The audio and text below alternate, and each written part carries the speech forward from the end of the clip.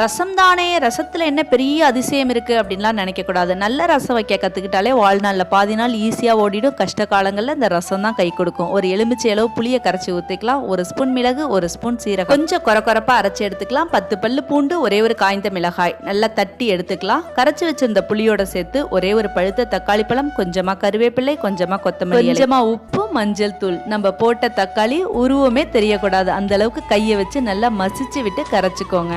உப்பு புளிப்பெல்லாம் பார்த்துக்கோங்க. தண்ணி விட்டு அட்ஜஸ்ட் பண்ணிக்கலாம். அப்படியே அது சிம்ல இருக்கட்டும். ரசம் தாளிக்கிறதுக்கு 1 ஸ்பூன் எண்ணெய், 1/2 ஸ்பூன் நெய், கடுகு போட்டு நல்லா பொரிஞ்சோன காய்ந்த மிளகாய், கருவேப்பிள்ளை, பெருங்காயம் நல்லா பொரிஞ்சோன ரெடியா அப்படியே வச்சுக்கோங்க. ரசம் பண்றதுக்கு செலக்டி. ரசம் எப்போதும் லோ ஃப்ளேம்ல தான் குக் பண்ணணும். ரசம் கொதிக்க கூடாது, பொங்கி தான் வரணும். கரண்டி வச்சு கிண்டக்கூடாது, அப்ப பொங்காது, கொதிக்க ஆரம்பிச்சிடும். ரசம் இப்படி பொங்கி வந்தோன்னா அடுப்பை ஆஃப் பண்ணிட்டு தாளிப்பை சேர்த்துருங்க. நான் பிரியாணியை அசால்ட்டா பண்ணிடுவேன். ரசம் தான் கொஞ்சம் நல்லா வைக்க தெரியாதுங்கிற லெஜெண்ட்ஸ்லாம் கமெண்ட்டை போட்டு லைக்கை தட்டுங்க.